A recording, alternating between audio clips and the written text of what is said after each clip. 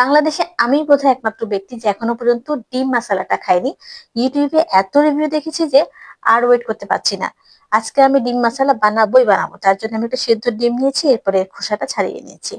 এবারে এটাকে এক সাইডে রেখে আমি ডিম মশালা তৈরি করার জন্য বাকি উপকরণগুলো নিয়েছি। এখানে আমি কিছু শসা কুচি নিয়েছি, গাজর কুচি নিয়েছি, কাঁচামরিচ কুচি ও সামান্য পেঁয়াজ কুচি নিয়েছি। আপনারা চাইলে এখানে ধনেপাতা কুচিটা দিতে পারেন। এরপর আমি এর মধ্যে দিয়ে দিলাম সামান্য তেঁতুলের কাপ, সামান্য টমেটো সসও দিয়ে দিলাম, দিয়েছি কাসুন্দি, তাও খুবই সামান্য পরিমাণ।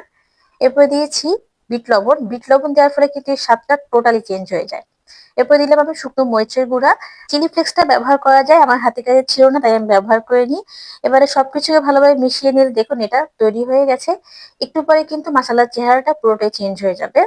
তো এখন সেদ্ধ ডিমের মাঝখানে আমি কেটে নিয়ে এর মধ্যে তৈরি করে রাখা সালাডটা দিয়ে দিলাম।